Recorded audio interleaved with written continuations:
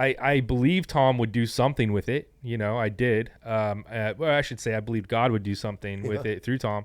I never really realized you would get this into podcast. But hey, man, I love it.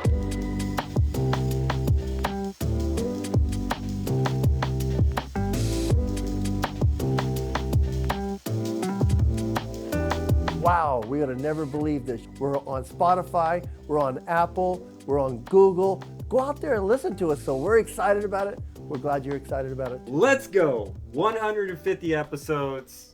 That's forever. How did we get to be involved in this again? I thought we were going to be kicked off on the last one. I know. I thought we were out. They brought us back. Y'all don't learn. You just keep bringing us back. We're gluttons for punishment. Yeah. Oh, man. 150 episodes, though. This is cool. Yeah, it's a lot. It goes from like me and Josh measuring who has the flattest foot to having people who are senators or whatever, politicians on the show. I mean, it's been a wild ride to where we're at right now. There has been a lot of range. That's interesting. There's been a lot of range as far as guests and people who've appeared on this thing called Lunch Break. Yeah, that's cool. Yeah. So Mike and Tom are going to kind of walk us through the story of Lunch Break.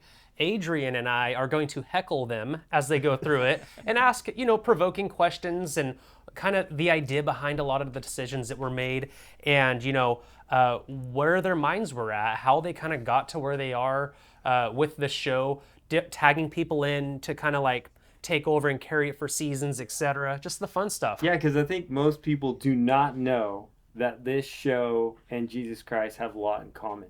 In the sense that it died and then it came back to life. But you're going to hear the whole story. Yeah, that's good. The whole story. That's good. Today. So who wants to start it off? Hey, I'm going to start it off because we are blessed to have Josh Vietti, the originator and the creator of Lunch Break. So Josh, I know the pandemic was happening. So you were looking for content and you and your team did a great job of guiding the church and, kind of being a trailblazer for media content. But there again, you came up with a show and you did do it live. We did, yeah. You reminded me of that just now. I didn't remember. Seth is probably out there having kind of a little bit of shakes because Seth was part of the crew that originally did it. Yep. So what went through your mind when you came up with a show that you just started talking about life and people's experiences? Well, I think that you have to frame it in the whole idea that the pandemic had just happened and we were trying to figure out how to connect with people. And I was just talking to Mike before. I said that this is probably years ago that I first started thinking about this, maybe 2015. I started thinking about podcasts being a medium for connecting with people, even your own community. It doesn't have to be the biggest thing in the world. It just needs to be something where you can connect with people. And just like when the telephone was invented, I mean, that was a mind blow. That was a huge invention. People would pick up a phone and there'd be operators in a room and they'd say, who do you want me to connect you with? And they would connect you. And all of a sudden you could talk to somebody that wasn't in the same room as you. Josh, I want to bring in Tiffany real quick because she was at a superintendent's meeting. What was it, Tiffany, a couple of weeks ago? Yes. And so you're 2015 moving up to 2023, and Tiffany was, they were encouraging schools to start podcasting. Yeah. That's wild. How'd that come about, Tiffany? Well, it was a guest speaker actually. And so a few schools collaborated and came together, preschool type things right before school starts, kick off the year with a little bit of inspiration. And the guest speaker said, I think every school should have a podcast. And then he said it doesn't have to start big. It can be 3 minutes, 6 minutes. But that kid's going to go home, tell their parents. The parents are going to call the grandparents that live in another state, and they're going to be listening to your school's podcast so they can hear their grandchild on the podcast. And second graders are going to talk about what's going on in their life, right? Absolutely, yes. Sure. So, kind of like your idea, Josh, is like, well, it's just pick connection. Up the phone and connect. It's the progression of communication is what it is. And that's interesting that they're talking about that now because my daughter's running around with an iPad and she's making like videos for an audience that doesn't exist. And it's the weirdest thing. She's like, hey guys. And I'm like, who are you talking to? Well, doesn't it feel like the audience doesn't exist. We're just does, having a conversation. It here. feels like that. But what's cool is I can look up, and you have a great setup here at the 501 studio. Mike, you've done a good job setting this up. But you guys have like an entire chat box right there where you can see conversations that are happening and connect with people as you go. And that's huge. But when we first started, we just, I have this philosophy of don't wait until you have the best idea. Go with the idea you have. And they're not always the best ideas. What's that? No, closer. You got it right on the nose, dude. Oh yeah, okay. I thought you meant my nose was. I'm like, I know, Mike. No. My nose is big. I get it. Thank you. Mike Squirrel, So, which our audience knows he does all the time. Mike and I went to high school together too, so there's some context there. We've been friends for a long time, but anyway, so the idea is that that you can connect with anybody in the world, Yes. and with this technology. And, there's a little bit of a cost, there's a little bit of a setup, but you can start small and you can literally, like you said, it can be the child speaking to the grandparent or the aunt and uncle. It's kind of like a progression of social media in a way, without all the junk, and so it's kind of a pure. I don't know. We bring mode. junk sometimes because Well. Michael just come up with the Well, I think It's what bring your Josh own like was this. saying- I mean, I don't get this. There's a story here. I know. I'll share this on a Facebook Live someday. I'm not going to go into that Yeah, today. yeah. But I love what you're saying about just taking imperfect action, though. And it's, You have to do whatever is whatever's the best idea at the moment. I remember I started a podcast with my buddy Vince back in 2015. It was terrible. It was the worst thing ever. I don't even remember what it was called. And then that gave us practice. It's always practice Yeah. to me.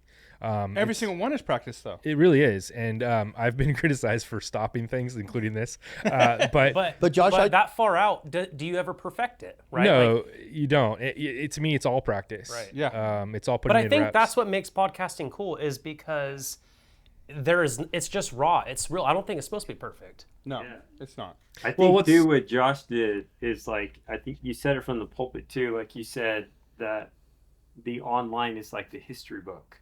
In the future, people will look back at the podcasts we absolutely. recorded, the posts that we made. Well, you're That's writing your own history in your own words. But what's cool about this setup, and just to see the progression from when we started, Adrian and I putting our feet on the table, literally seeing whose foot is flatter. It's just two of us, with the small camera crew, including Seth. But from that to this, now it's almost like you can invite somebody into your living room, into your small group, into these moments where you have probably the most profound conversations that you're ever going to have in life. Yep, I agree. Josh, was there a moment, because there again, I know my side of the story. My side of the story was I was on your show as a guest, and it was an impactful time in my life because I had just went through a cardiac issue, and so I shared with your audience I lost confidence in myself. My wife helped me through it. I mean, I had anxiety. There was just a lot involved, and you asked me if I would do it, and that was a beginning of saying yes.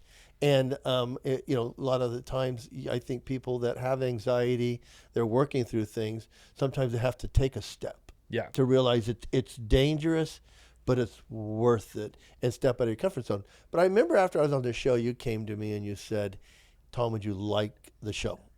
And I was like, "Well, yeah, I like the show, but what do you mean?" And you said, "Would you like to take it?" And then one of the things that I remember asking you was like, "Oh, can I pray about it?" And you said, "Of course." So I went and prayed, and I came back to you, and this is impactful to me. And if you're out there listening, this is something that I believe the Lord told me: don't do it alone. And I think I told you that. I said, as long as I don't have to do it alone, I didn't know if there's a hook coming in. That's how I knew you'd be successful with it, because I knew that's your strength is you always have a community around you. And so I was like, he's going to just involve more people. And really that's what it's about. The fact that you guys are here, the fact that people are listening, the fact that people are connected with you on a personal level through this is the win. Yeah. And I knew you would do that. Well, and I think if you're out there, Josh and I talk about this a lot. It's okay to start something and allow God to transform it and give it back off, because I think that's how a community gets developed. Because now, Josh, you and Johnny Rizzo and some are doing another podcast, but you have never stopped creating content. I never stop. I'm always bouncing around to different things, but ultimately it's about a message that we're trying to get out there, and the ultimate message is that we can all have a relationship with each other and God at the same time. And that's really the gist of what I try to do. But I do it in many different ways, where you laugh and you joke and you talk about stuffed animals and you talk about working out and you talk about flat feet and Adrian's feet are pretty flat. I mean, I'm just gonna say that. Seth won that day. Oh, did Seth win? I would like to. I did not win that. I do not have. So wait, were you guys wanting to have the flattest foot? Well, listen, guys, we can't go full advantage to circle that? back to the I thought you won a little art. Watch that episode. Hey, Seth. Adrian was the winner. I'm gonna drag I can Seth in confirm real Adrian quick. was 100% the winner. Seth, can I drag you in on this, because you've been there on the tech side from the beginning, pretty much until, as we came over to the 511 studio here. You were there. What did you see the progression as, Seth? Well, I mean, this goes as far back as listening to Josh's podcast set in 2015. I was a huge fan. They were great. And then Josh started Lunch Break, and I was like, dude, this is something really cool. And he asked me to be a part of it. So him and Vince called me in, and I came and I went crazy with tech stuff and made it kind of this hodgepodge thing with Vince.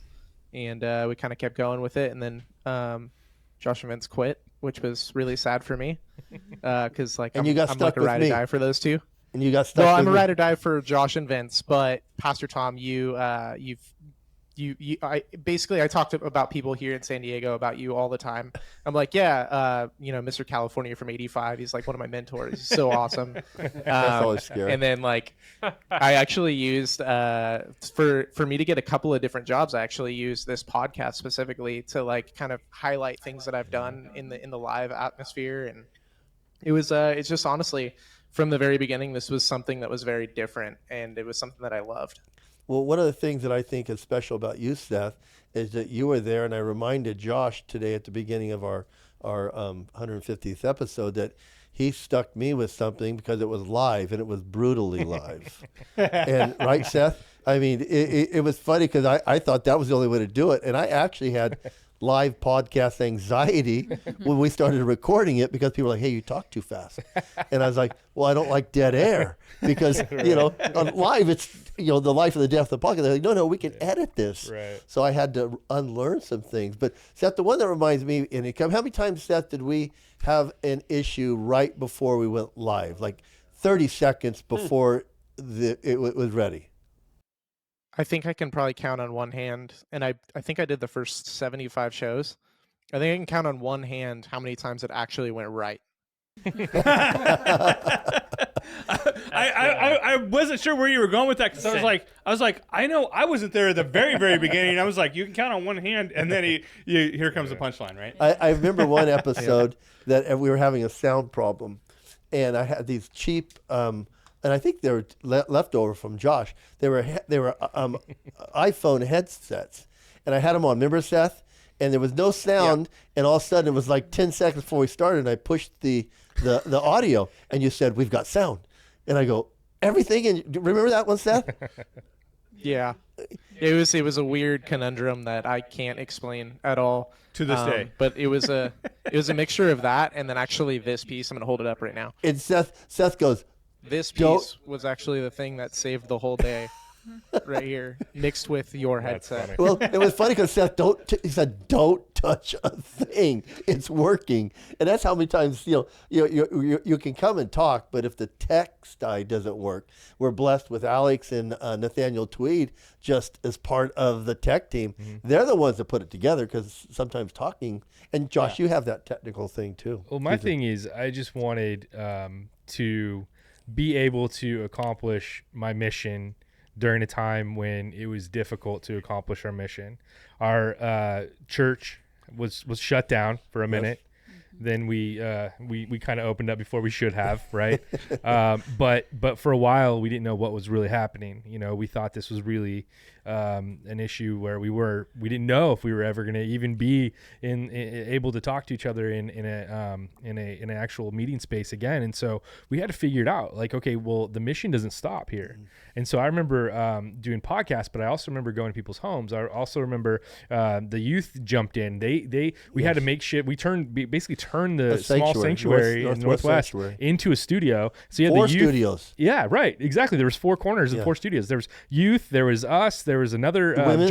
Pastor John Tweed did an Yeah. apologetics And women's? thing. Women, there was all kinds of stuff going on, and we just made sure we were going to stay connected with the people. And what's crazy is I don't know physically if like we grew with numbers during that time, but spiritually and in maturity we grew a lot. I think so. And even like financially we did well, but like it was just God. I saw God moving. It was kind of sad to move out of that phase. It was I know we had to put interesting. chairs back in Yeah. to bring people back in. Right. It was but interesting. it was kind of a cool period to be involved. It was cool, and to see that it changed the way we do things probably permanently, in a lot of good ways. There's some negatives, but in a lot of good ways, it changed kind of how we communicate, and it kind of took the fear out of the equation for some of us. Like how many of us would do this just jumping into it now and saying I'm going to do this now, but we all did it together, and so whether we were here together the whole time, I mean I've connected with all of you guys on different levels, but the fact that we as a community said we're going to make sure that the mission gets done.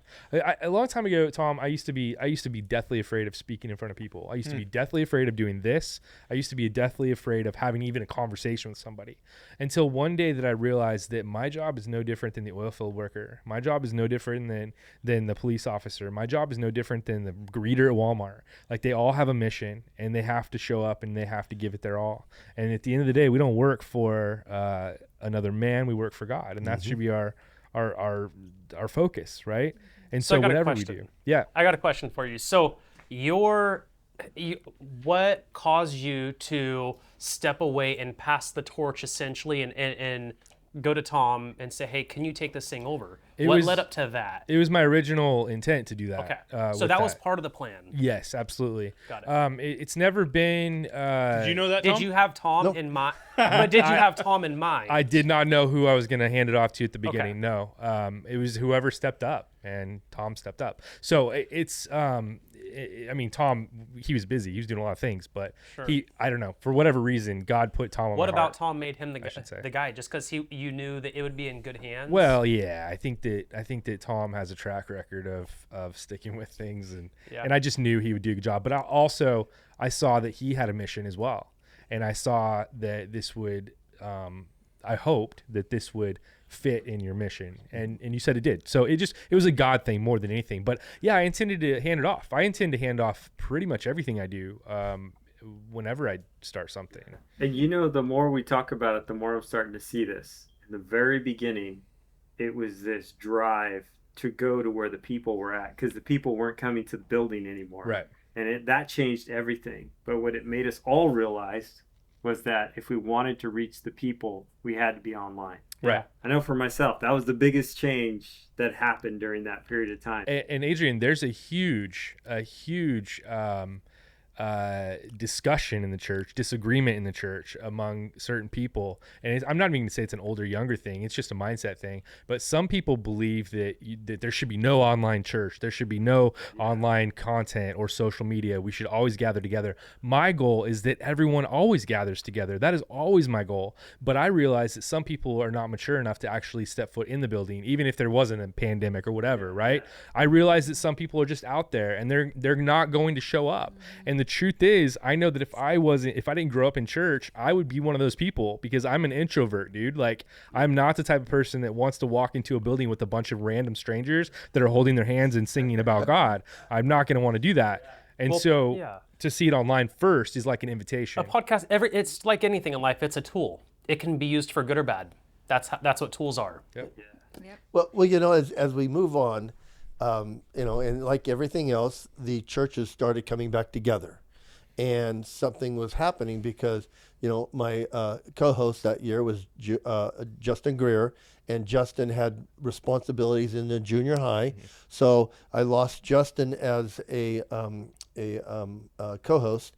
And I remember Seth's duties started to change back into more of a 8 to 5 in the building. So there was a trip that Mike and I took to Vegas, and we were going to Vegas to shoot Doug Lohman in for an episode on video. On video. Yeah. Hey, clarify that. So hang on, let's pause real quick, because how I said something died and then something come back to life. This is part of the story you want to pay attention to. Go ahead. Well, I knew things were changing, and Josh has seen me in this stage before. I don't mind change. but I did know that I needed to bring together a new team.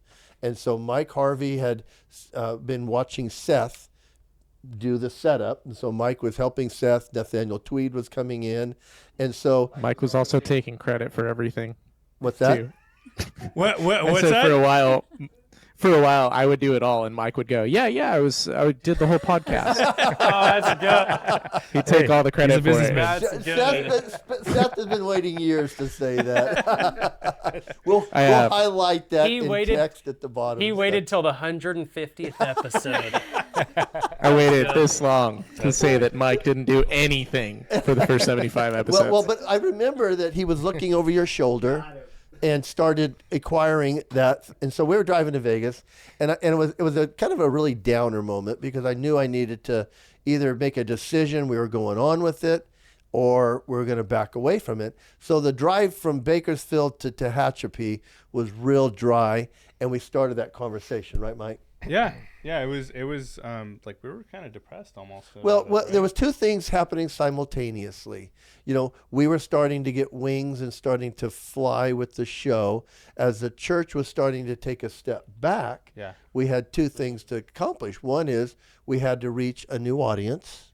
So that meant as the church has a big platform, we went from a big platform down to 252 followers. And so we had to do that. We had to make a decision. What would we do for season 2? And I remember telling Mike about Barstow is when God's Spirit started popping up because we prayed, right, Mike? That's usually the case. Barstow's a very holy area. I think it's the heat. Like nothing else can I survive know. up there. That thermometer actually points straight to heaven. Yeah, It's a right. connection. Sorry, Tom. So I remember as we were doing this, I was talking to Mike and I said, but what if now we started to really bring people in as on the show, and then start looking for people who are like-minded and had gifts for doing these things. And so Mike jumped on and said, hey, I want to handle the tech. And of course, Nathaniel Tweed came with him. But then we started reaching out to people. Adrian Monhay, Kyle Lawson, Mike Green, Johnny Rizzo, my wife Tiffany, John L. Ward, and my son-in-law Danny Jimenez. And we started, once they were on as a guest, you could kind of get a feel, right, Josh? Mm-hmm. Whether they had a knack or not. Sure, yeah. I mean, there's a connecting point. And as all the guys that are here and Tiffany, we started saying, would you like to host? And and as they started too, I remember Adrian and Kyle, and they started bringing in guests. And I brought in my wife because we needed some estrogen. We did. We just did. We started getting a guest. And Perspective. well, Cynthia Zimmerman, who is a local defense attorney, the DA, I asked her if she would come on as a guest. She goes, yeah. She goes, I'd really like to talk with your wife. And I go, okay, because I brought Tiffany in, with Cindy there. And I saw a value of having that. My wife can public speak. She's very educated. She's very knowledgeable. And it's great how they had a conversation that kind of clicked, Tiffany. Remember that, Dave? Yes. Yeah, that was fun. She was really interesting individual. And I loved she was just so willing to share her story, which for her position in town was, it was cool that she was so raw and just transparent in what she had to talk about. And so as we brought Tiffany in, I know she had a couple episodes. You and Kelsey did a couple, and I think we had you on a couple, other shows. Hang on, we got to take a moment and talk about the Valentine's Day episode that she was on, because Tiffany is also the only person on our show who successfully has turned Pastor Tom red. During a live episode, I think it was. But he has that. That was a good episode. Well, we started in the second season. We started challenging ourselves to do specials, Different things. Yeah. Yeah, just kind of getting out of the box, and so as we had John L. come in. John L. came in that very night that we interviewed Cindy, and I remember John L. Oh. We were talking to John L. You might not want you to say that. What are you gonna say? Oh, you have to John- say it now. No. It's Hey, in guys. Not existence. okay, Yo, Jonah. he gotta say it now, Tiffany. He's got to say it. Sorry. But this There's is a big, no going this back. is a big impact for us. And were you there, Adrian, when John L was on that show? Well, No, we so had so to- Tiffany and I had finished interviewing Cindy Cynthia Zimmerman, the Zimmer. local DA. She was walking out, and John L was coming in. Remember that, John L? Yes. You should tell the- And you can, but you have Yeah, your chance to have John L tell. tell it. You'll have the chance, but it was like a cat and a dog meeting each other, right? and she looked at you and she goes, "I know you." Round two. Huh? She goes, Round "I two. know you." And John L said, "I want to thank you for sending me to prison." And he goes, "But you didn't send me to prison for what you really tried to." And so she was standing there and she goes, "Oh my gosh, if you're here and you're doing a show, that means I'm praising my Lord Jesus because God has changed you." And they had a conversation about the transformation in John L. But it was a really cool moment for the local DA to see she looked at me, she goes, "You know how much trouble this young man's caused us in the city of Bakersfield?" Didn't she, John L? It's your turn, John L. It's your turn. Oh yeah. So, I was there. I didn't know we were doing 2 shows recording. I was there to be a host for the AD for Bakersfield Christian, Yes. and Cynthia was there. We yeah, it was like a dog and a cat meeting for round 2. But it was crazy because right when she remembered and she said what she said to Pastor Tom about, like, man, this guy has a history with the city of Bakersfield. And we got to talk, and I did thank her for that intervention that I'm calling it, that little vacation she set me away for. But it was a great moment to see someone of her status, like, just have a conversation with an individual that, I mean, most people would never thought would happen, with someone that she tried and convicted and sent away. And had like today, I really consider her someone that I kind of like look up to. And like from that conversation, hear why she does her job. Listening to that interview, like she has a real passion for people, for victims, and man, yeah. And she looked at me as a human, not as a statistic. So it was crazy. It was a beautiful thing. It's cool when people be a part of it. they get into it for the right reasons, like they actually want to see people change. You think that some people get into those lines of work because they want power or something, but it's really cool to see that. It was so positive for us to have them meet on a set, and be there for the same reason, to talk about what God was doing in their life, as John L. was co-hosting for the first time with Blake Vanderskoff, who was the AD for Bakersfield Christian High School. So I remember when Mike and I came through that period where we just said, "Hey, it's okay to start over," And I think sometimes that gives you an opportunity then to even have more control over what was going on, right, Mike? Well, I think it just really, it was like the rebirthing, right, of the show.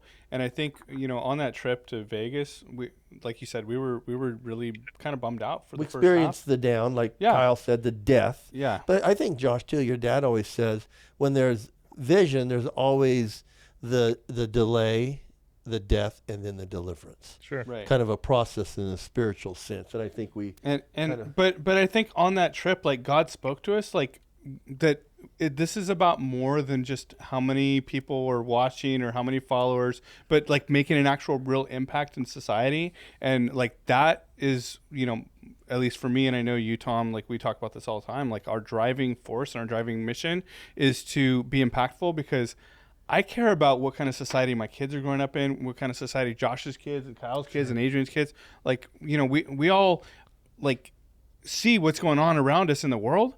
And like, for me, what's funny is I was sharing this, and I don't share this a lot. This is only one of the few times I've ever shared this. I was sharing this with a group of people today. There was a time when my grandmother was on her deathbed, and this might get a little bit interesting, but my grandmother was on her deathbed, and it was around the time I was like 10 years old, as old as my oldest kid now. And she said, I saw a vision from the Lord, and who knows, if it is or whatever, but it's interesting what she said. She said, I see that God is going to use you mightily and put you on a platform in front of people through technology, and just continue to serve him, and he'll do that and use your voice. This is like 1990-ish. Oh, dude, I was 10 years old. This was like 30 years ago. Yeah. And so I was sharing that today with a group of people. And why are you doing the show? I'm doing the show because you're teaching people because you're talking about the podcast. Right. So I'm teaching them how how we to went make their from, voices louder. And this isn't the focus of it, but through the collaboration with people, we went from 252 followers to over 25,000. That's awesome. So I want to kind of like go to That's the what birth Mike's of teaching this. on right now. We've talked about the birth. We went a few areas, but I want to talk about like when you guys were setting your vision. Whenever you had these milestones, you're like, well, where do we go next? Where do we go from here? Was there ever like a meeting of the minds, like a plan, like, okay, here's our impact, here's our goal, here's the plan, and how many times did you do that, then get punched in the mouth and have to do it again, and then, you know what I mean? Because it's never a cakewalk. So kind of walk us through like where the vision is on this thing. There again, Josh has a very, and I don't know if Josh realizes it, but he has a very powerful voice in people's lives. I remember Josh telling me one time that he went to a event where the guy said, if you want successful podcasts, have a channel and multiple shows. Mm-hmm. Yeah. You remember when you told me that? Yeah, I remember. And so we set out in season 3 to do that. I mean, Wow, that's all it took. we birthed Muscle Matters, and now as I was striving to do, we've given that show over to Steve Southers and Blake Bernard, and we also started a show called Ministry Matters, and Mike came up with one called Relevant Rants that we're still questioning every Friday. It's funny. I want to say one more thing, and this is probably the last thing I really need to say. But when I was thinking about a podcast originally, when I was thinking about this podcast, I should say, during COVID, I thought, what is the biggest need out there? And Mike, what made me think of this is when you're talking about fulfilling a need, is I figured people are going to be lonely. Mm-hmm. They're going to be lonely, and that's going to be a problem. And so they're going to fill that loneliness with something, right? Yeah. And it might seem small, it might seem insignificant, at least it did to me at the time, but I thought if we can just create something called lunch break that literally people can like hang out with us during lunch, then they're not going to be lonely. And that, Mike, is what you're talking about when you're talking about impacting somebody's life. Mm-hmm. If you can help fill that void and then teach them even how to kind of reciprocate that and do that themselves, and all of a sudden they have a small group. All of a sudden, I with the other podcasts that we do, Tom, Off the Mountain. Yeah, we do one called Off the Mountain. And there's a lady, there's a lady who literally on her lunch break, she works at Bolthouse Farms, and she has a small group, and they talk about the podcast, and it's so cool, you know. But it's filling that void of loneliness. That's how you make an impact in somebody's life, you know. Yeah. And so anyway, that's my last thing. I just want to say that because you brought that up, and I thought that. And we got to let you go because you got a paper to write. I do. I started school, so I'll now ask I'm on to you the a next quick thing. question. Yep. You could give a quick response. So passing it off to Tom, seeing where we're at now, 150 episodes in, what do you think of where they've taken it? I think it's great. I think that I believe Tom would do something with it. You know, I did. Well, I should say I believed God would do something with it through Tom. I never really realized you would get this into podcasting.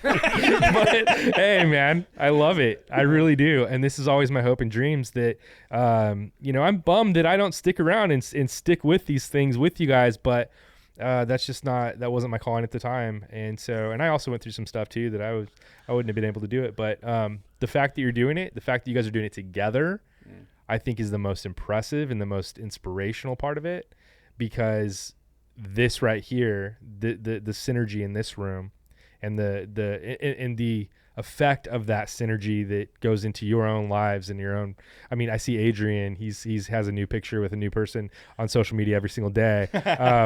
But he connects with a lot of people, and then he connects with you guys, and there's a literal network, Like a happening. spider web It's a almost. literal network of communication, but it's also a network of actual relationships that mostly are built on Jesus Christ, which I love to see. So Well, something that I didn't. The other part of that, there was like half. Like there was like twice that I felt like God was calling me into doing something, and I didn't know. Like I remember in January of 2021, and obviously like in the whole entire world, and especially U.S., there was a lot of turmoil going on at that time. But I felt God like really stirring me, like, hey, you're to do something, and like I kept going over and over and over in my mind, and it was a quote from the speech by Edmund Burke, and it was like one of the first times I'd posted on Facebook in a very long time. The only thing required for evil to prevail is for good men to do nothing. sure. And I at the time I was like, well, I don't know what that means. Like, but I felt like God was compelling me to do something. And I thought, oh, well, I'm going to find out in a day or a week or whatever, like what that is. It turns out it took much, much longer than that for me to realize it. But so like for me to step into this, like, and the timing of that was right around the same time that you had asked Tom to kind of step into lunch break also. Yeah. And then he very quickly asked me to come and join and, help Mike, Seth. And you are a very smart individual. You're almost too smart for your own good. You know what I'm talking about. Yeah. But the thing that I see in you, and I've said this to other people, and I don't think I've actually said it to you, but I should say it here, is that you're not afraid to go for it. You're not afraid to, you don't think about all those voices, or maybe you don't hear them. I don't know if you hear them, but I mean, I hear voices.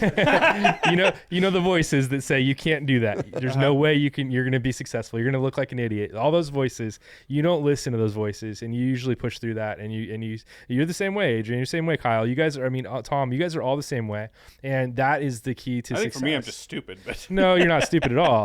That's wrong. I disagree with that. I think that the fact that you push through the negative voices that aren't even real, right? Yeah, right. And a lot of people, most people don't do that, and so that's why. Well, I was sharing something today about speaking on that. Sorry to derail a little bit, Tom, but I was sharing with other people, like, we talk about fear. Fear is fake. Fear isn't real, right? Fear is just our imaginations playing out a scenario of what might happen in the future, but it never actually happens that way. Right. Well, I thought about Vince and I were talking about this today. I thought about to derail it even more. I thought about the disciples that are on the boat, and they're on the Sea of Galilee, and all of a sudden there's a storm, and the storm has no real threat. Jesus is so relaxed that he's literally sleeping at the bottom, and they freak out. They tell him, "Get up here now.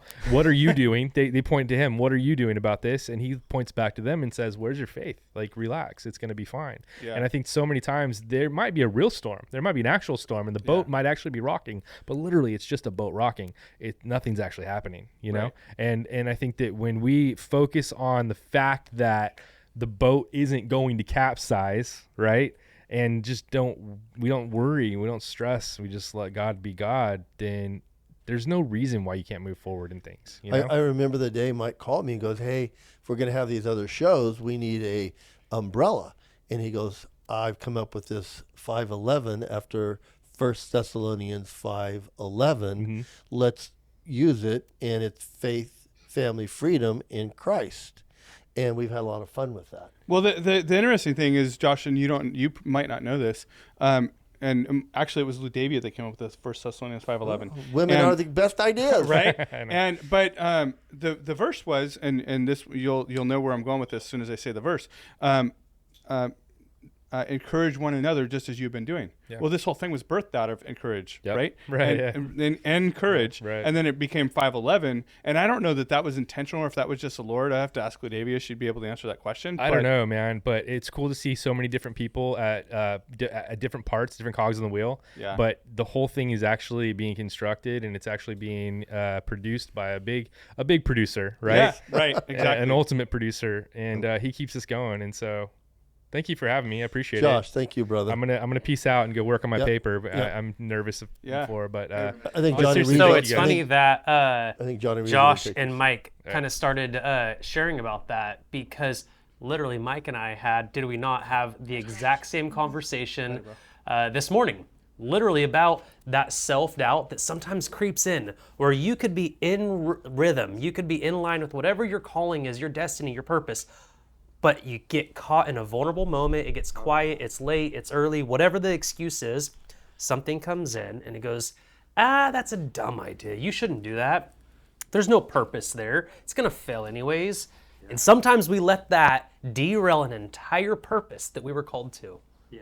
That's not what happened here Yeah. with lunch break, but it's crazy that is a reality. Yeah, and I think sometimes too, like what all the story that you've had so far from going from 50 episodes to 75, it's almost over. They have to restart this whole thing and start from the very beginning again, not realizing how many lives they were actually going to impact in that moment.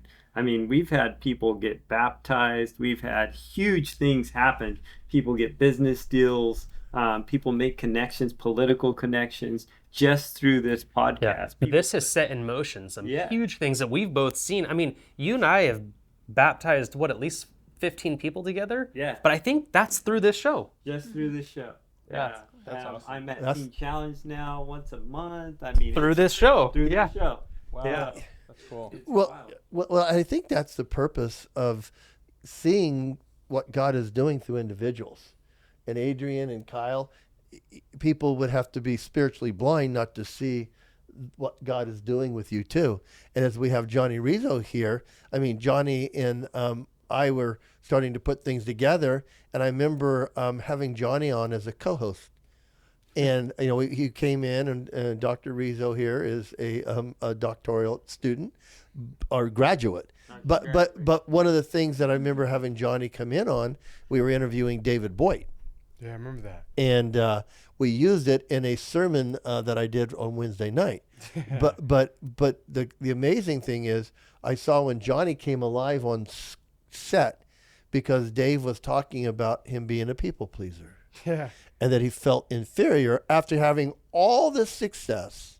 As a football coach, he was David Carr's NFL #1 draft choices coach that gave him a shot at quarterback position. Yeah. And he felt like he didn't accomplish anything.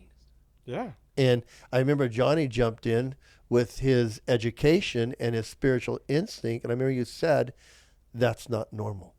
Yeah. That isn't something, comparison isn't normal. And I saw you come alive on that set, Johnny. And I saw that there's things that you have in you that, hopefully as we go through this year, we're going to be able to, or the fourth season, we're going to be able to burst some of those things in some of your own shows. Yeah, because what I see is a lot of what we teach in religion, a lot of what's taught in the Bible, is really what I learned in school in psychology. It's really what I've learned in behaviorism. And something as simple as when he was telling a story, he had a wonderful story. It was beautiful. And even till this day, though, he still struggled with his confidence. And it was really because he had a thought. Yeah, David Boyd. Yeah. And he was the vice principal of a high school at the So time. he was successful. He was doing well. He had a beautiful family. But he still struggled with his confidence because he compared himself to others. Yes. And that's where we see, even what the Lord talks about, even what we talk about in the church, and especially in school, is simple things like comparing yourself, even like on social media, is something that's devastating. Yes. It's something that, it's something that will destroy Well, you. as we were going into the third season, we had talked about this, Kyle, as you talked about bringing people in, and Adrian, we talked about these shows. So as we started these shows, we started looking for people, as Johnny has that knack. We found that knack in Steve Southers, Yeah. who, there again, I'll say this on every Muscle Matter shows, there isn't a better person to talk to about your nutritional needs, athletically or just We want to bring personally. Steve in. Is he here right now? I think Steve's here. Yeah. I like him. I already started using him too. Yes. Yes. I love his products. Steve, why don't you Fantastic. come on in? Yeah. John L, before you leave really quick, do you have 30 seconds to kind of tell us the impact this show's had on you, or what you've taken away from this? The impact the show has, and what I took away is that we cannot not tell our story. We cannot allow fear to allow us to walk into rooms with strangers and just ask for forgiveness and or tell them thank you for what they done to you. Oh. So like that's the main thing. That's good, because God says, in all things, give thanksgiving, not just when it's good. Yeah, Ooh, that's good. it's good. You gotta give it when that storm, when Josh was talking about that storm, you got that's why Jesus could sleep so good because he knew it was going to be good. Hey, so but I do got a locker room. I got to go yell at some high school kids at. Love you, bro. Later, John Al.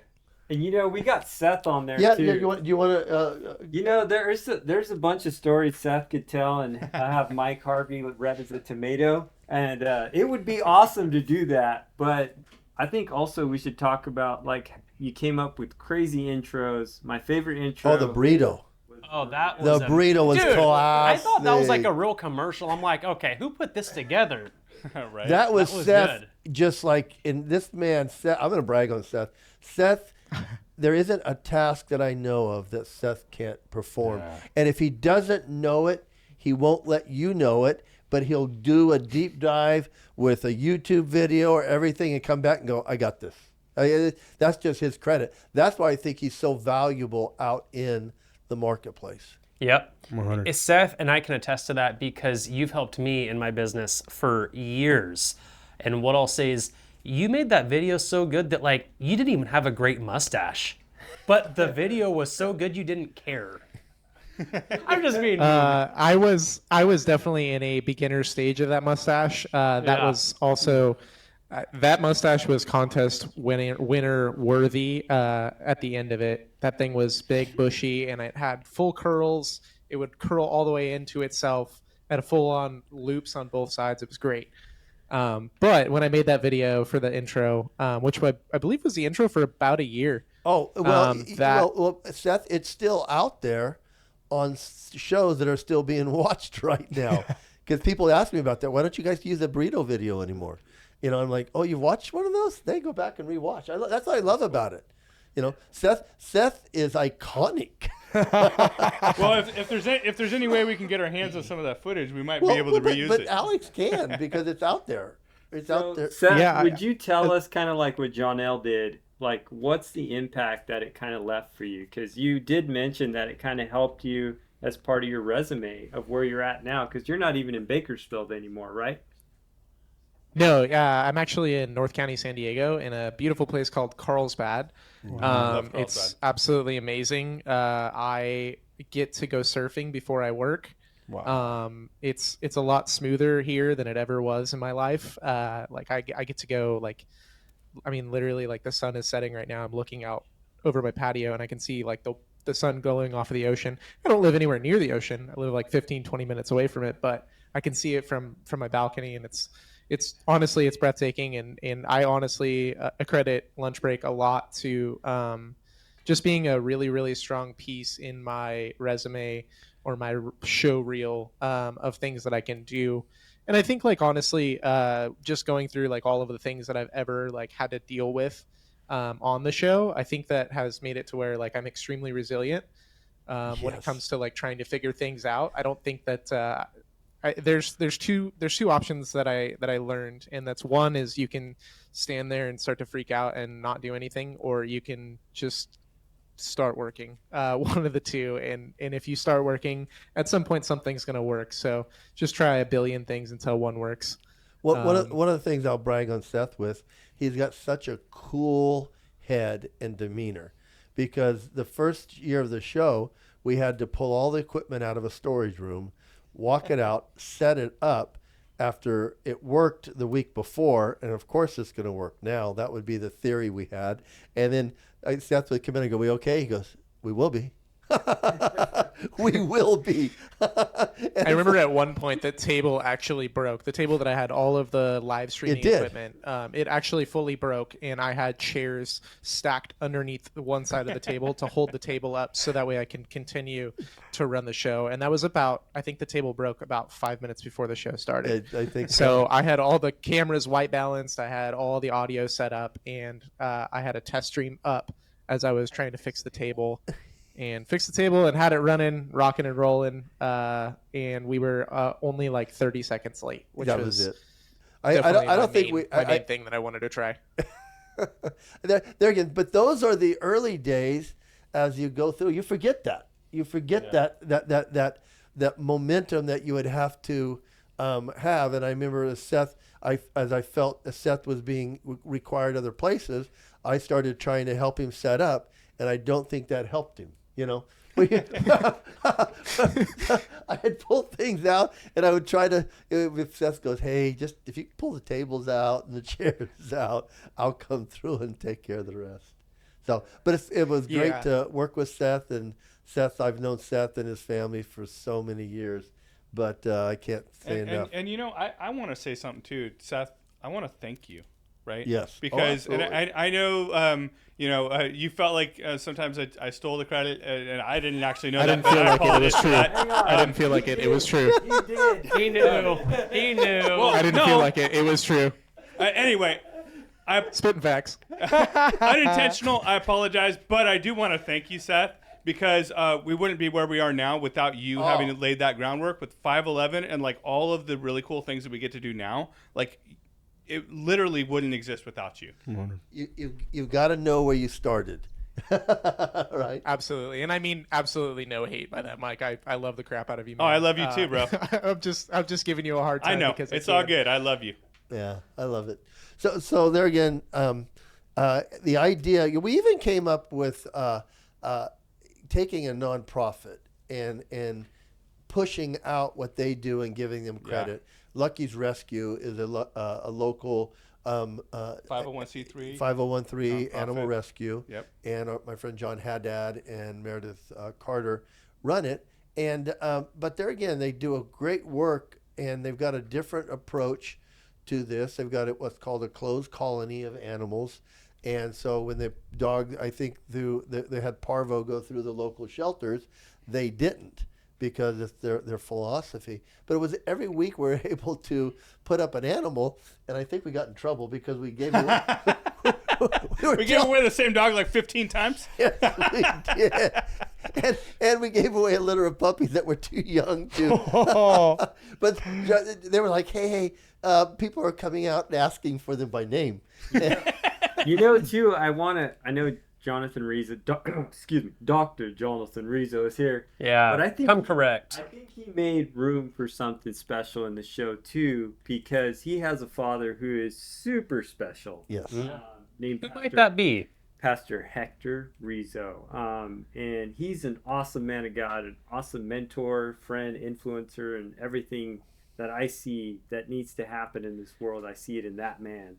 Yeah. But he sends Johnny sometimes first to test the waters. And I think that's something we should bring up, is that you kind of like made a way for somebody who normally wouldn't just jump on a podcast to jump on a podcast, because your dad came on the show. He did a special about marriage. Do you remember that? Yeah. That was cool. It was. Yeah. And that's I think that's where you came in, and it really changed the field of where we were at, because we had Dr. Jonathan Rizzo on the show interviewing people. And I think that's awesome, because, I mean, when you were there, did you kind of feel that was happening? No, because you guys got to understand, I don't respect school. I don't like school. I didn't learn in school. I did get the credentialing, but the whole time I was working full time. I learned I'm a field worker. I'm in the trench worker. So I don't feel that way. When people call me doctor, it really just helps me with my insecurities, and that's about it. It's a little flattering, but more than that. So that's why when I'm walking around or doing certain things, I don't know, because I'm just another trench worker. I'm just another person just putting in the reps. So I didn't see that, but it's really cool to see that. My dad, he is a lot more apprehensive than me. I think his caution has came earned through the years. Yeah. He's very cautious before he goes through a door as an opportunity. He wants to make sure it's right. That's one thing I've known about your dad. And I think the one thing that he likes about me is I like to kick down the doors and walk through them, and he enjoys the ride when we do it. Hey, how you doing, man? You have another. What I like about the man himself. What I like about Steve coming in and joining us, because Steve in season 3, I remember when Steve was on our show, season 2, and Steve has all the assets for media content production. If you haven't seen his TikToks, I will keep talking to him. This guy has talent outside of being able to create big muscles, help people. But I love Steve because he has on the show, just like you do, Johnny. Season 3 was a game changer for us because we were looking for people to be mainstays. And I remember the day that I called Steve and I said, Steve, I really would like to do a show with you. And I told him, I'd like to call it Muscle Matters. Now, Steve laughed. You remember that, Steve? Very much so. He laughed, and this is what was kind of cool. He said God had told him a few days before to tell me that we need to do a show about muscles. And I was like, okay, let's do it. So that goes to show you the anointing, or that God has had his hand on this show. That's just another little thumbprint of all the times that he's made his presence known. And so in season 3, we had an idea to give the show away. But there again, as you can have a show and it's kind of like your baby and you don't want to give it away to anybody. That's what we kind of do, is kind of watch it. Steve had a characteristic which I can still say to this day. He is the only person in the sports nutrition business I trust sending friends to. Yeah. Thank you. Because, and I think we have a couple of people here. Well, and I can say about Steve's character, the first time I ever went to Steve and said, hey, what do I do? He's like, all right, first of all, I'm not going to sell you anything today. I won't let you spend your money here. I'm going to teach you some stuff. I want you to get your diet right and your sleep right and some other things before he'd even let me spend a single penny with Mike him. called me. He goes, he didn't sell me anything. I go, that's Steve. Not only did he not sell me anything, he wouldn't allow me to spend money there. It's supplements. You're supplementing. So if things aren't correct, the supplements are a waste. And integrity is the whole reason, and God first. I can't take people's money and still. Well, that's why as I saw Steve, I'm like, this is a man whose voice needs to be amplified. Yeah. In the community, because of the integrity. In the nation. He's got the knowledge. Obviously, you can look at him, and he's got the knowledge to build a great physique to present on stage and to show that the power is there. He's powerlifting and he's bodybuilder. But it's, you can have all that.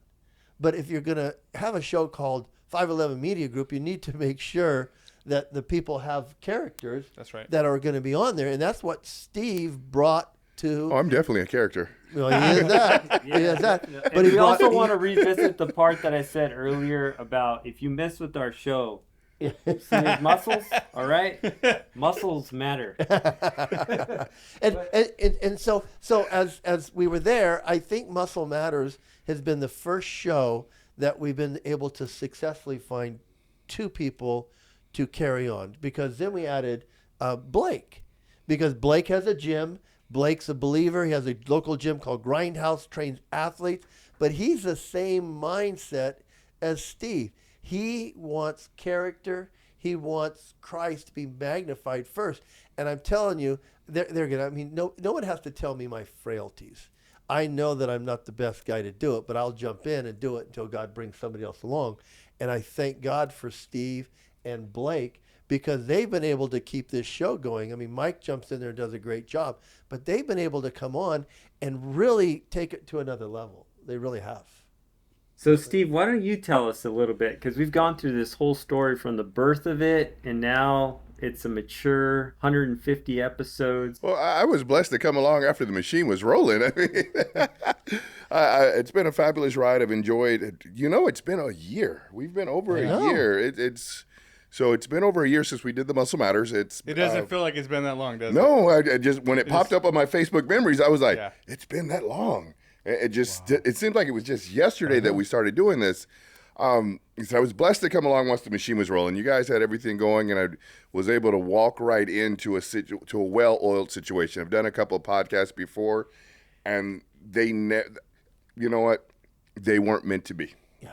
And I just, I've always talked about how so many doors that I thought would be open, closed, so many hurdles I didn't understand. There's nothing to understand when God is guiding. You just have to sit back and allow it to happen. So, like I said, the podcast that I had been in that I thought would be successful And I even did one with a social media.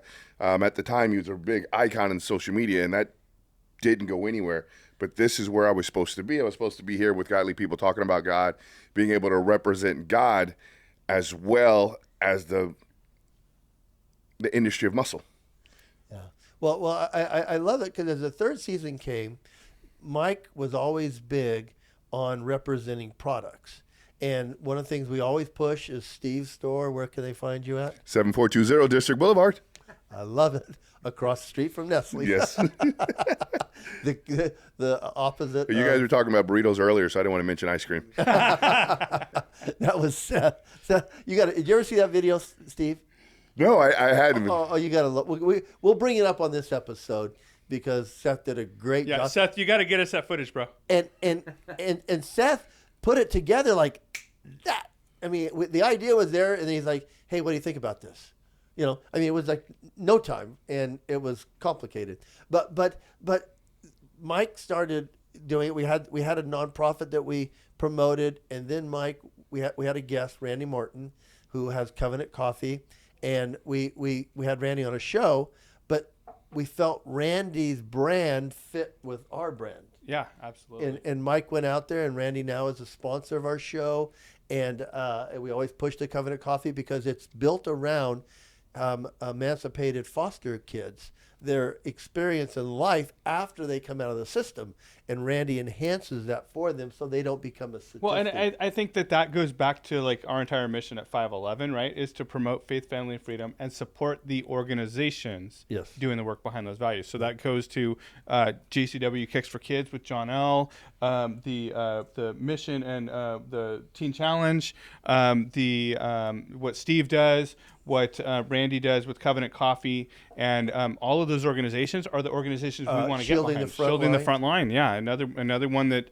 is promoting those values. What Johnny does, yeah, Johnny's absolutely. Rizzo's counseling business. Dr. Jonathan Rizzo. Jonathan Rizzo. Sounds a lot better that way. Yeah. It's a little more flattering. He's always going to be Johnny to me, you know. Well, I mean, when I'm insecure, it feels good. Yeah.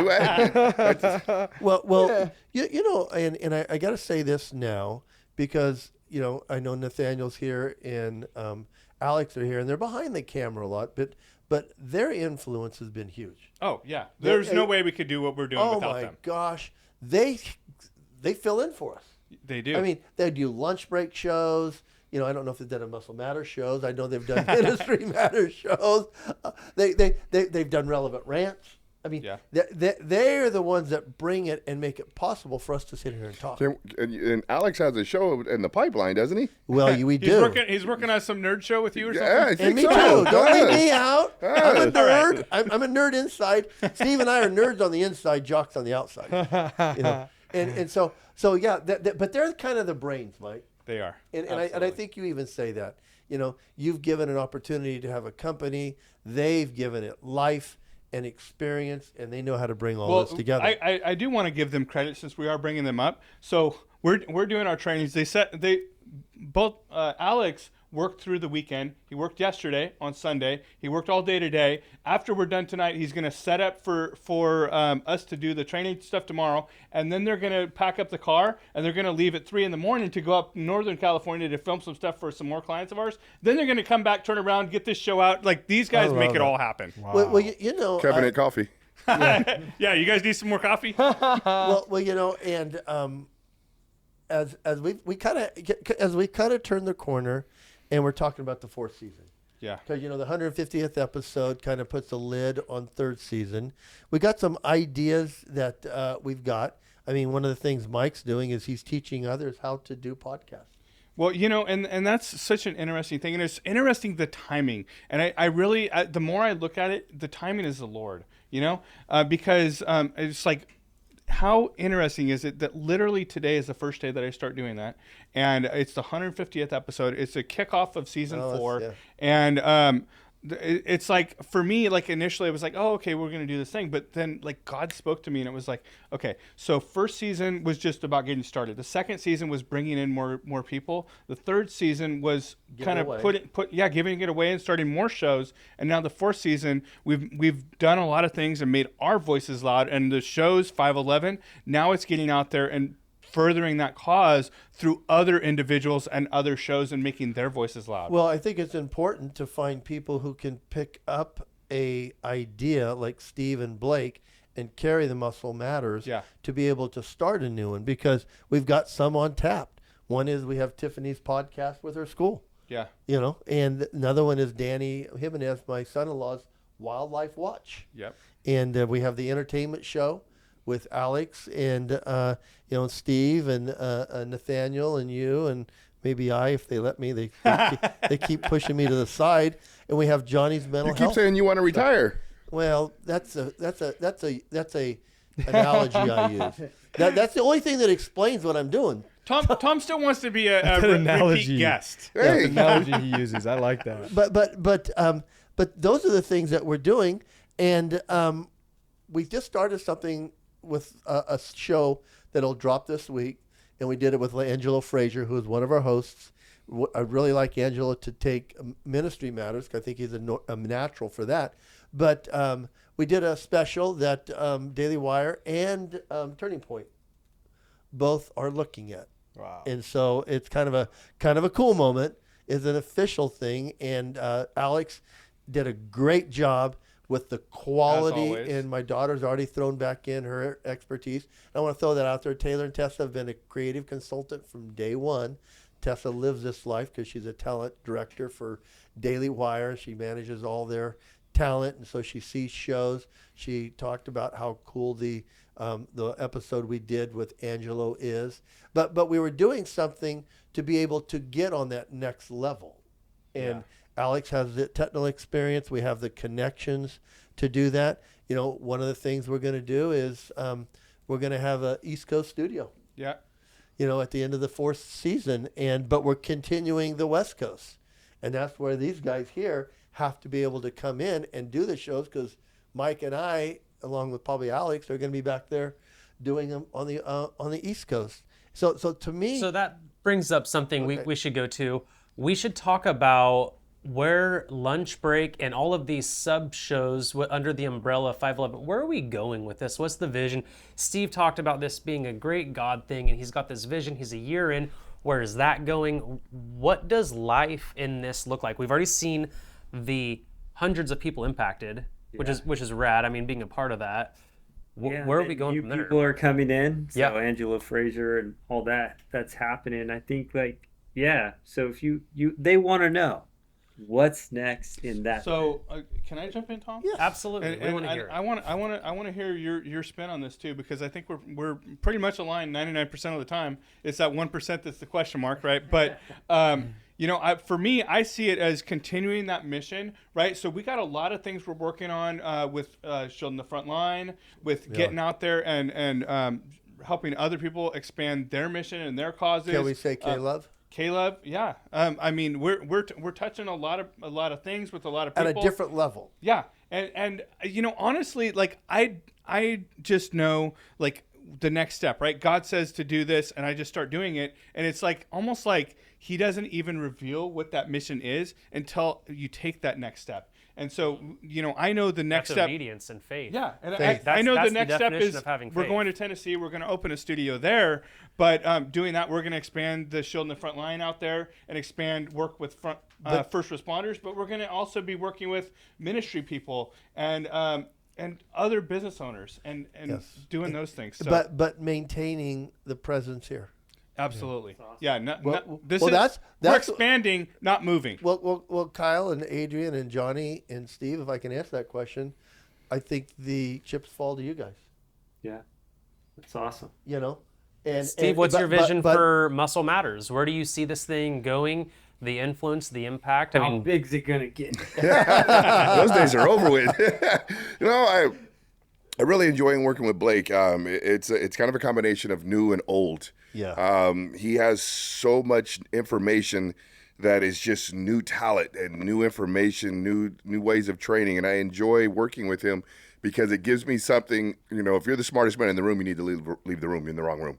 So it's nice to sit down with Blake and have new information fed to an old mind that keeps me sharp and motivated. So between the two of us, we're hoping to be able to expand people's knowledge and bring in entertaining guests as well as informative guests that will help expand people's knowledge. The whole reason for this show is there's so much misinformation concerning this industry and so much misinformation about how God can be represented in this industry. It's you don't hear, it's really frowned upon by a lot of people. What's the word I'm looking for? Where they, I want to say gluttony, but it's not gluttony. They don't trust a lot of sources. Well, a lot of people frown on the way people look that are in shape. It's a lot of, you will hear a lot of backlash from people saying it's not godly. Yeah. And it's a way of I see what you're saying. Almost like there's ego Vanity. there's vanity. Yes, vanity. That's the word I'm looking for. Yeah, almost like self-idolistic. And you can see that. I mean, there's a merit of reasonability. So what do you say to that, though? Because, you know, it is a fair, with some people, I could see how someone would have that fair, not fair, but judgment at first. They're like, you know, oh, these people tell us to do all this, but then yet they spend all of this time on themselves. They don't realize they could do both. They could love God and work on themselves, right? Is that what you're saying? Oh yeah, no, it's a way of showing people that it can be done in a godly fashion. Yeah. Well, that's why as you combine a show like Muscles Matter with a Ministry Matters. Well, and you know what? Isn't that kind of funny? Because that's like Adrian over here. He shows you that you could ride a bike and do it in a godly way, right? Yes. Right. Build a community around it. Oh, Adrian's got the biggest community out there. That's why I wore this shirt today. Because Yeah. I think every single guest I've brought to the show rides bikes in some way, shape, Yep. or form with me. Well, you got a shout out when Randy Martin came Yeah, here. Randy Martin came He's got the here. cobbler Yeah. and told us how his wife gets a new flooring every year when they ride through his house. Bikes through their house. I want to go back to something that Adrian said that I think is important that, you know, I know and cognizantly think about and work on, but I didn't bring up in the conversation, and that is the community, building community. And we've kind of, you know, talked around that on this show. I haven't specifically addressed it. Josh has addressed it. You've addressed it. But for me, like building the community outside of just the show and outside of just the podcast, and how we can touch other lives through that is, you know, pretty important to me as well. Well, Seth, you've been quiet, and I'm asking for your comments now because I respect you as a tech, and I respect you as being an expert in this field. What would be some suggestions if you're going to consult us on where season 4 can go? You know, we just did one location shoot which was cool with Angelo, but what would you tell us, Seth? Keep it as organic as possible. You guys have done a really good job at continuing that. And obviously, Mike learned quite a bit from watching me. He turn everything on and off. did. You've been waiting to say that too. No, I'm just kidding. Totally kidding. Mike is great. Him and his team are fantastic. But yeah, just keep it organic and just keep Christ the center of it. And I swear, like everything just grows so well. And if God doesn't want you in it, then obviously it'll just start to crumble, and it's like you're going to force it to happen and it won't happen. So it's one of the two things. It's all up to God. So work like it all depends on you, pray like it all depends on him, and keep it organic. I love that. Yeah, I love that. good word. So there again, we can't do it without these two guys. No, I mean, these guys Make it honestly, happen. For me and Tom, like you work almost as closely with these two as I do, and really like They like me more. I love Nathaniel like a brother, like a little brother, and he's been by my side. And Did you hear me? What's that? They like me more. Well, they probably do because you're not their boss.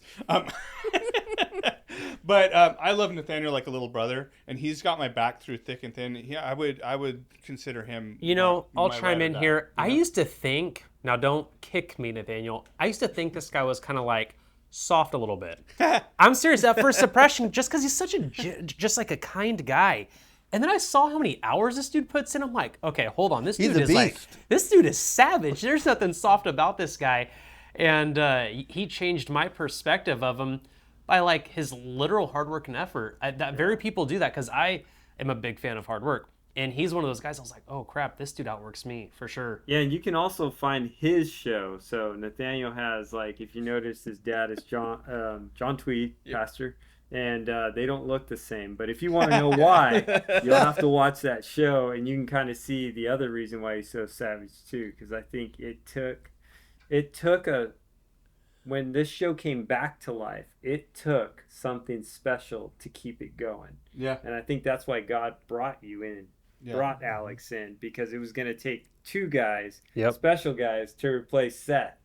It was going to take two. Now, Alex, Now, on Seth the other will agree hand, with that. so I did a show with Alex one time, and because I thought he was a little soft as well. Except for he didn't convince me otherwise. He just pleaded his case that video games were fun.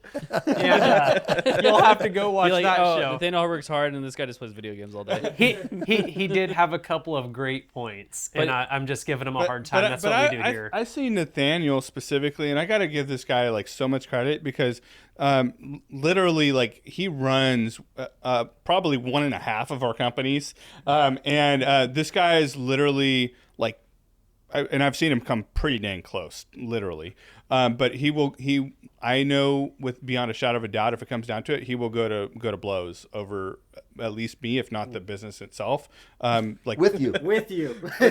Yeah. Well, maybe that's Either or. That's how I took Call it. me, call him B. So let's give them the mic for a little bit. No, for me, right? Let's give them the mic. Yeah, Let's give do them it. the mic for a little bit. What is your guys' take on what you've seen of all of these shows, these sub-shows, everything that's included in these things? Yeah. We know that Adrian and I are the favorite people who've ever been on camera. You have. But go You ahead. guys are. What do you guys think? All right, I'll start with this one since it was soon after. Actually, Seth kind of turned over the tech side to me a little bit. I wasn't really there much when Seth was working on it. It was more with it was just like a weird like little transition from Seth to Mike to me. It was like it was a very. That sounds like about right, Seth? There was a very quick turnaround. I feel like it was because Mike didn't really watch what was going on, and so I had faith giving it to Nathaniel. I was like, yeah, Nathaniel knows what he's doing. He's way smarter than I am. It was so funny. I think he even said that to me out loud.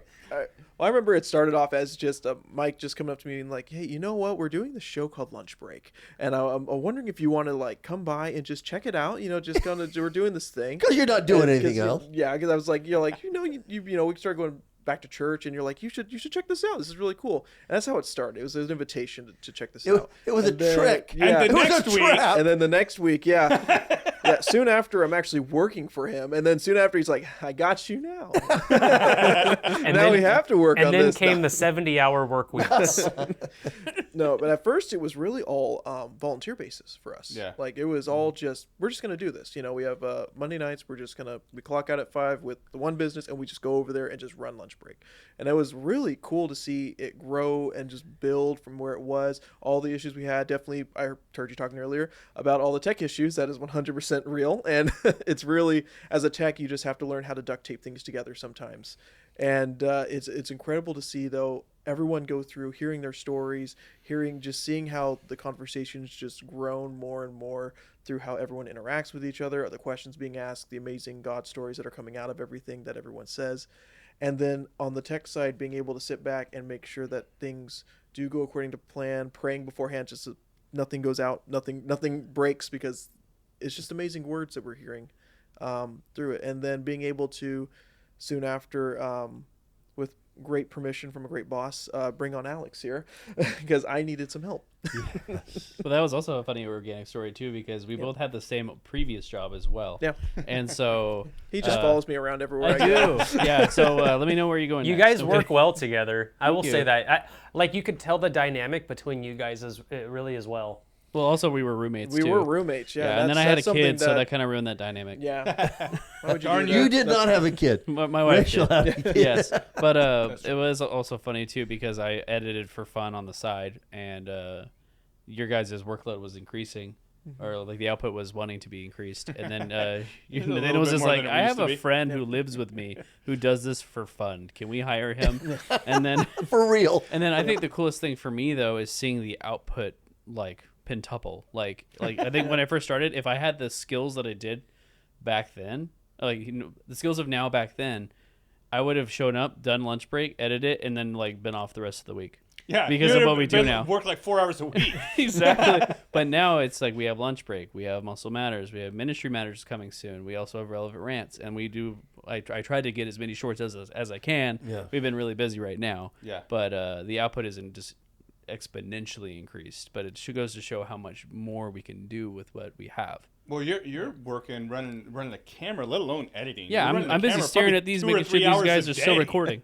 I remember when I looked at Seth one time, and I go, "Can we bring in the tech team?" Remember that, Seth?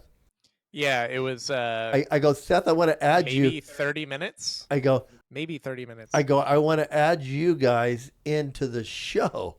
And I remember Nathaniel was but it started with Seth, and Seth goes, "Huh?"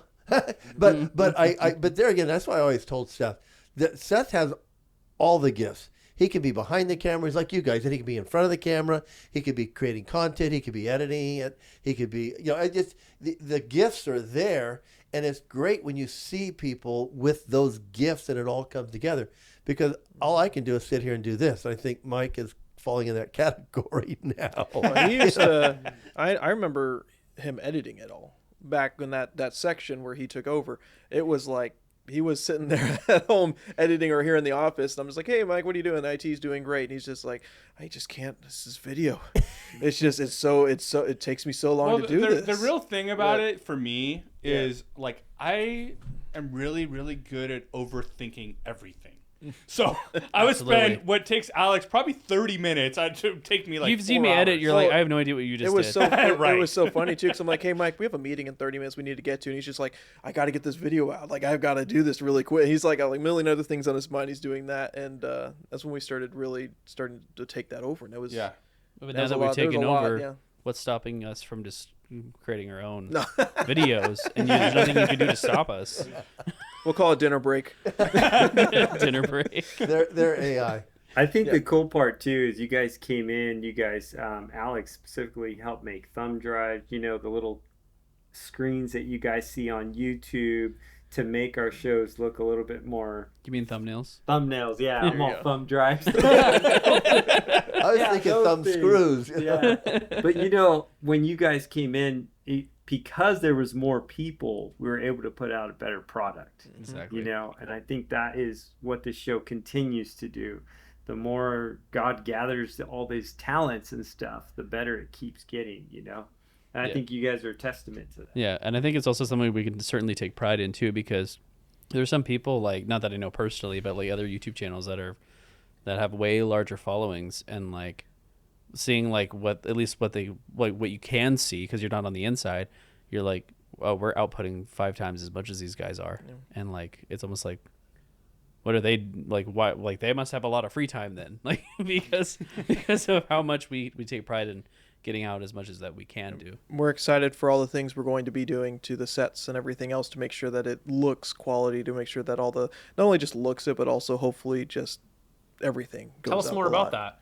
Well, we're looking at a bunch of different things. We've been looking at a bunch of different lighting things. We were in this industry for a little bit. We were in the concert industry, so it's all live. But now we're looking into actual like set building, set designs. We've been doing a lot of design work and stuff like that. I've got some friends I know, even my girlfriend's a big interior designer, and I'll like say, "Here's a picture of the set," and she's like, "Why did you put that there? That looks horrible. Like, you need to move it over here." And she's like, "Oh, I don't like that color. Use this color." I'm like, "Oh, that's interesting. Why?" Just learning all this different stuff, and then trying to add in little things here and there, trying to make things so fine-tuning. Fine-tuning. And then when you found out that a very cheap light does a better job than some of the other nice ones that we have. Yep. Yep. It's just little things like that, and also that's what Seth is. I've had to improvise. Yep. And then some things too we're really looking forward is to making a home for different shows in set design. Yeah, that would be we want to make sure that it would reduce setup and tear up and tear down. Is that the idea? And we also want you to look at the set and go, "This is Muscle Matters." Oh, so that way it has a home feeling, like Muscle Matters is this theme. Yeah, that's a good idea. That way, all the shows are on the same on the same channel. We want to make sure they all look different and they all look just. We want you to invite you in just the way that the set looks like. Yeah, it's almost like a brand, right? Like a logo in a sense. Like they know that set belongs to a certain podcast. And then for fun, where our office is pretty small, like these 2 camera angles combined is basically the entire main office. And so that's why all the sets keep moving every single day, it seems like. But we make it happen. It does. You guys do a great job. Man, I think 150 episodes, and I think there's plenty more to come. I would love, as an audience, if you guys could do us a big favor and just put in the comments some of the things maybe you want to see, some of your favorite moments in the shows, some of the things that you want Mike Harvey to get better at. Or have the team do. Seth Parker. I feel I'm like sure Seth Parker will probably fill that comment section. But no, I'm gonna mash in the comments. Seth hits both Nathaniel and I up, and he's like, "You do everything wrong." Yeah, but I think 150, and this is where we're at. And Pastor Tom and Mike, they keep this thing driven and going. And I think the future of it is really bright. And I mean, that's what I see. What do you see? So I think that, you know, this is wild to see all the lives. I started thinking about like all the different ways that I'm connected to everybody here. I'm like, I didn't realize that's how I knew this person. I didn't realize that's how I knew this. So for me personally, it's impacted me big time. What I'll say is it's kind of like, this is cheesy, but I'm running with it. It's kind of like a cake. Takes a lot of different things, ingredients to create the recipe. So this show didn't exist if it was just Seth, or if it was just Mike or Tom or Alex or Nathaniel or even Josh. Everyone has a critical role. So Tom, he's kind of the like, hey, I'll show up, I'm willing to do it, but I'm not willing to do it alone, and I can't be the only driving force. And you have Mike, who's like, I'm gonna see this thing through no matter what. I'm gonna orchestrate the people. I'm gonna put things in place to allow us to move forward. And then you have the tech guys that are like, hey, we hate what you guys do, but we could put it all together for you, right? And it's just crazy to think that any of those pieces that don't exist could collapse the show. So, and then you have amazing co-hosts and guests like Adrian and myself, like us, and we really put the whole thing on our back. But no, seriously, everybody has such a critical role, whether they realize it or not, but it comes together and it creates what you've seen here, because it doesn't exist without everybody. Yeah, and it's even the point where Mike is going to be teaching. So if you guys want to learn how to do this, get to 150 episodes. Mike Harvey is going to be teaching you guys. So put that in the comments. You want to know more about that, how to do that, and they'll reach out to you. It's been fun. It's been a wild ride, and I think that the future's got nothing but promise. So on that, anyone, what do you fellas think? Is that a way to celebrate 150 episodes? You know, I just say thank you to everybody. Seth, you know how I feel about you. I mean, honestly, those early days, you know, those early days were instrumental, because as you look back, it was harder than we thought it was, right, Seth? I mean, it just was. And Seth was always, I mean, I've never seen Seth having a bad day or something like that, even when things weren't going right, or we were there to set up and then shoot and then tear down. You know, I just saw that. I saw Mike, and then all the guys that have come in to humor me sometimes to say, yeah, I'll be in on this. And then Alex and Nathaniel, you know, even my wife, you know, just everybody, because I see all the potential in all you guys. And I think that's what's been fun for me, is to showcase what you guys can do. And I think that's still where I want to be with everything I do, is showcasing somebody else's talents. That's awesome. Mm-hmm. Well, we hope you guys love this episode. Watch the rest of them. Go back, look at all the memories. Follow us on YouTube and all the other podcasts. What is it? Platforms. Instagram, Spotify, just every social media channel you can Apple think of. Podcasts, All of it. We're on all the major Stitcher, everyone you can think of, and then all the small ones too. That's good. So awesome. Thanks for watching, guys. Have a great day. God bless.